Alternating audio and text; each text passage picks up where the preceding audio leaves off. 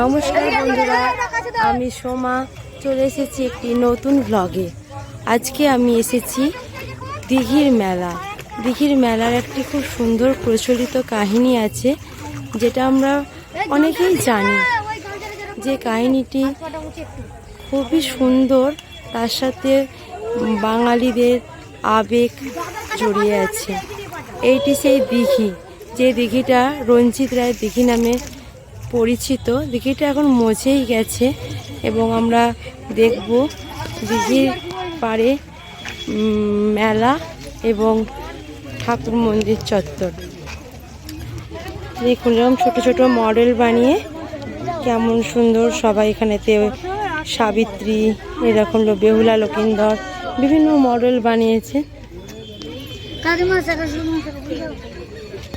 এবং এই মডেলদের এখানেতে প্রচলিত আছে যে যার যেমন বিশ্বাস সিঁদুর পরাচ্ছে, শাঁখা সিঁদুর দিচ্ছে।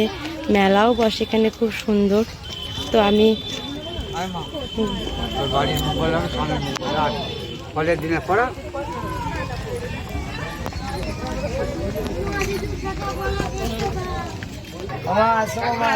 এখানে দিঘির মেলায় পুজো দেওয়ারও ব্যবস্থা আছে।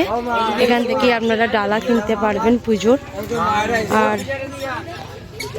আমি যে সুন্দর গল্পটি, যে প্রচলিত কাহিনীটি আছে, সেটি আমি পরে আপনাদের সাথে শেয়ার করব।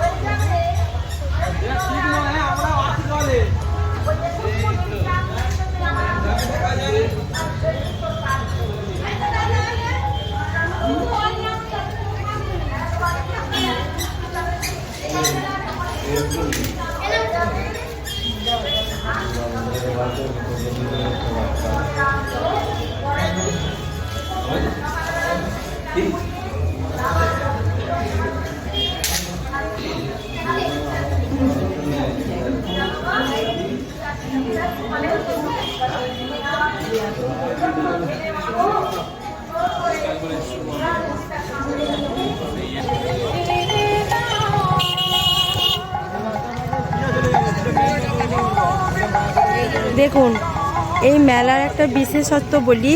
এই মেলায় সকল ধরনের, সকল ধর্মের, সকল প্রকারের মানুষরা আসেন, সকল জাতির মানুষরা আসেন। এবং এখানেতে কাঠের ফার্নিচার থেকে যে আর অন্যান্য মেলার সামগ্রী, স্টেশনারি জিনিস, খেলনা, হ্যাঁ এমনকি গোটা মশলা, বিভিন্ন রকমের দ্রব্য এখানে পাওয়া যায়। আগে তো মানে এটা বহু পুরানো মেলা। আগে তো এই চত্বরে ছোটোখাটো মেলা হতো, কিন্তু এত বড় মাপের মেলা হতো না।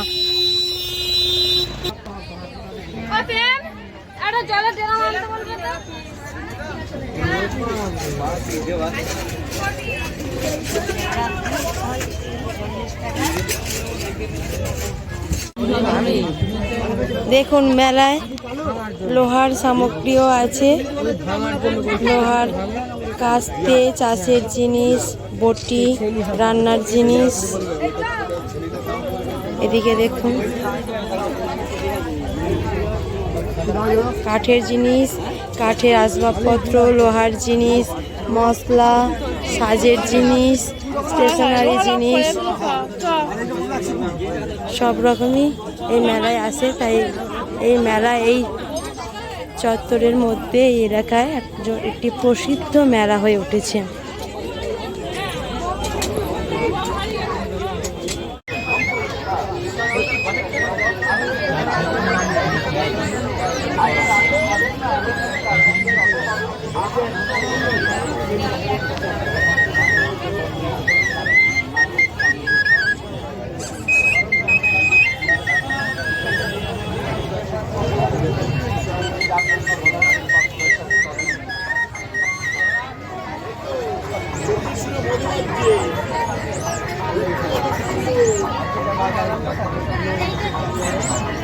সুন্দর